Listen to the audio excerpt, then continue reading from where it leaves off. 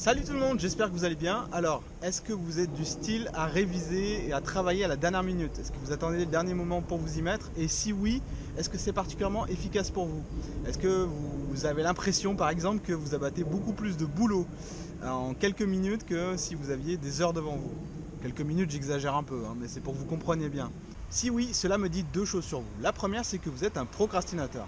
Alors bon, rien de dramatique et rien de révolutionnaire non plus. Vous le savez déjà, si vous êtes du style à travailler à la dernière minute, c'est parce que il y a toujours quelque chose de plus intéressant à faire d'abord. Mais la nouveauté, c'est que si vous travaillez à la dernière minute, ça veut également dire que vous fonctionnez très bien sous le stress. Et ouais, je m'explique tout de suite après la jingle.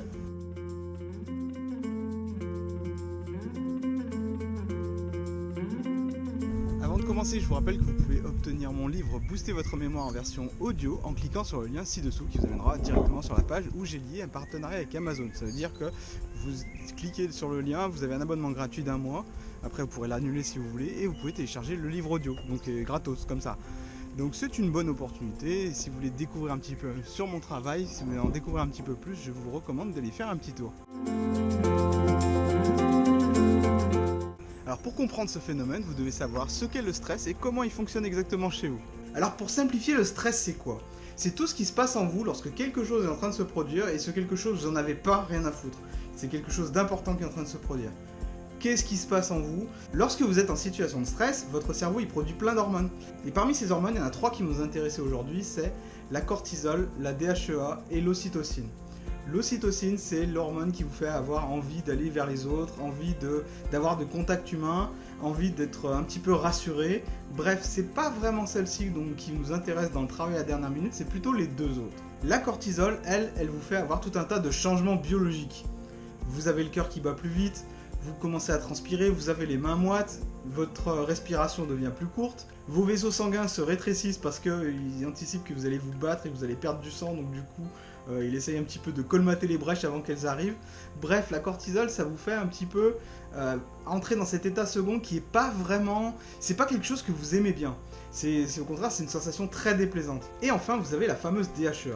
Moi, jusqu'à présent, je pensais que la DHEA, c'était l'hormone qui vous permettait de rester jeune en fait. Celle que vous avez l'impression que les gens ils vieillissent pas et ils ont toujours les traits de quelqu'un qui est très jeune. Mais c'est pas que ça. La DHEA a également un rôle de réparation, un rôle autoréparateur. Lorsque vous avez survécu à un stress intense, vous apprenez mieux ce qui se passe. Lorsque vous avez par exemple une expérience qui est particulièrement stressante, la DHEA va faire en sorte qu'elle soit particulièrement mémorable également. Lorsque vous vivez une situation particulièrement stressante et intense, la DHEA va faire en sorte que votre corps et votre cerveau s'en souviennent. Et c'est là justement qu'entre en compte le travail à la dernière minute. Parce que le travail à la dernière minute, c'est quoi? Vous éprouvez un stress que vous ne pouvez plus reculer et pour lequel vous vous mettez à travailler beaucoup. Si c'est efficace pour vous, alors votre DHEA fait son boulot, c'est-à-dire elle rend l'expérience mémorable. Et il est connu que la DHEA et le stress en général vous aident à mémoriser beaucoup mieux les choses. Notamment les pilotes de ligne et les pilotes de la NASA effectuent des séances d'entraînement sous période de stress intense pour pouvoir vraiment rendre toutes les procédures très mémorables pour eux. Donc vous, si vous travaillez bien en période de dernière minute, en période de stress intense donc, ça veut dire que vous fonctionnez particulièrement bien avec le stress. Et ça, c'est peut-être quelque chose que vous ignoriez. Peut-être que vous pensiez, comme moi, que le stress est quelque chose de nocif, quelque chose qu'il faut absolument virer à tout prix et absolument éviter. Une fois que votre période de stress intense, lorsque vous révisez par exemple, arrive à échéance, la DHEA fait en sorte que ce que vous avez appris à la dernière minute, c'est mémorisé beaucoup mieux dans votre cerveau. Du coup, la neuroplasticité de votre cerveau s'en retrouve améliorée, et c'est pour ça que vous avez l'impression que vous êtes plus efficace à la dernière minute que si vous aviez tout votre temps devant vous. Et c'est également pour ça que vous avez tendance à remettre à la dernière minute. Vous êtes addict au stress, le stress que vous ne pouvez pas repousser. Parce que qu'est-ce qui se passe quand vos échéances d'examen ne sont pas si pressantes que ça, que c'est encore éloigné, que vous avez encore du temps devant vous? Ce n'est pas une situation de stress intense, donc les hormones libérées par votre cerveau sont assez anecdotiques. Comme ça a tendance à vous saouler, du coup vous remettez un petit peu plus tard. Mais plus vous remettez à plus tard, plus le stress augmente et plus votre flux d'hormones va être de plus en plus élevé avec les jours qui passent, avec les heures qui passent. En fait, lorsque le stress est à un niveau bas, vous ne savez pas vraiment quoi en faire et vous avez plutôt tendance à le nier ou à penser à autre chose parce que c'est beaucoup plus confortable. Votre cerveau agit là en tant que rôle de protection en fait. vous éprouvez un inconfort parce que vous devriez être en train de bosser plutôt que de vous amuser, et bah du coup votre cerveau il va paradoxalement vous faire vous amuser pour vous éviter de penser à ce que vous devez faire. Vos examens sont dans 2 jours, vous n'avez rien révisé du tout, bah là votre cerveau n'a plus d'autre stratégie que de vous faire bosser. Et vous êtes addict à ça. Le problème c'est que du coup vous n'avez pas assez de temps pour faire tout comme il faut. Ce serait quand même bien d'avoir cette faculté à travailler à la dernière minute, mais tout le temps. En fait, travailler avec la même concentration, travailler avec la même intensité, mais tout le temps. Alors, c'est possible, mais ça demande quand même un petit peu de boulot, justement. Je m'explique. Déjà, votre première mission, ça va être de repenser un petit peu la façon dont vous envisagez le stress. Déjà, première chose, il va falloir que vous reconsidériez votre façon de voir le stress. D'habitude, le stress, c'est quelque chose que vous cherchez à éviter. D'habitude, le stress, c'est plutôt inconfortable et vous avez l'impression que c'est plus quelque chose qui vous met des bâtons dans les roues que quelque chose qui vous aide.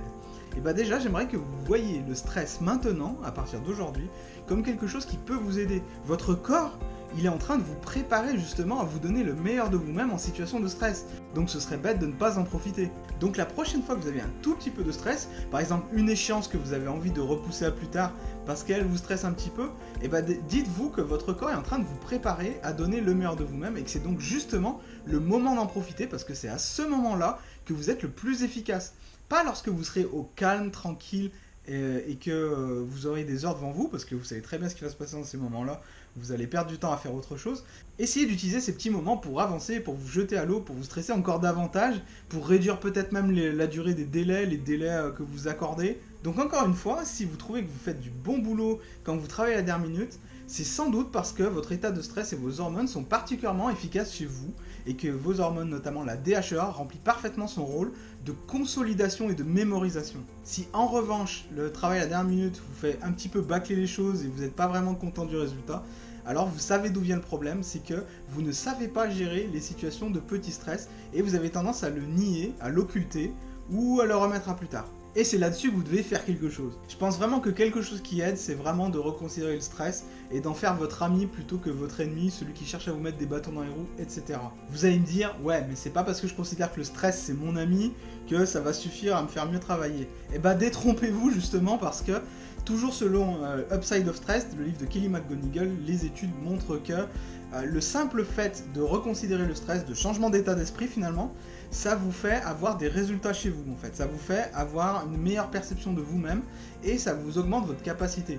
Ça diminuera jamais l'intensité du stress, attention, mais ça vous fera ne pas perdre vos moyens lorsque ces situations arrivent justement. Une simple vidéo, un simple livre, une simple intervention, une conférence à laquelle vous assistez donnent des résultats et ont des répercussions chez vous qui peuvent aller jusqu'à 16 semaines. Donc c'est pas rien. Alors imaginez qu'en plus vous répétiez un petit peu ceci. En revanche, l'inverse est également vrai. Ça veut dire que si vous êtes soumis à des articles ou des gens qui vous disent que le stress est nocif et que ça vous fait perdre vos moyens, et ben vous allez avoir tendance à l'internaliser et en faire une croyance, en faire une espèce de conviction, et du coup ça va naturellement vous faire perdre vos moyens. C'est un peu comme la prophétie autoréalisatrice. Donc voilà qui, j'espère, vous aura permis de comprendre un petit peu mieux pourquoi vous travaillez à la dernière minute, pourquoi c'est efficace chez certains d'entre vous, et comment faire pour un peu en prendre avantage. Sachez que vous trouverez plus d'informations et tout ce que j'ai appris à propos du stress dans l'excellent livre de Kelly McGonigal, Upside of Stress, que j'ai chroniqué dimanche dernier sur la chaîne de Hannibal Lecter, ma chaîne secondaire. Voilà, j'espère que cette vidéo vous aura plu. Si c'est le cas, n'hésitez pas à me laisser un petit commentaire ou à me faire un petit j'aime, un petit pouce bleu, à la partager même si vous voulez, ça me fera très plaisir. Ça, si vous demandez ce que c'est une pantoufle. J'ai mis une pantoufle en décoration. Voilà.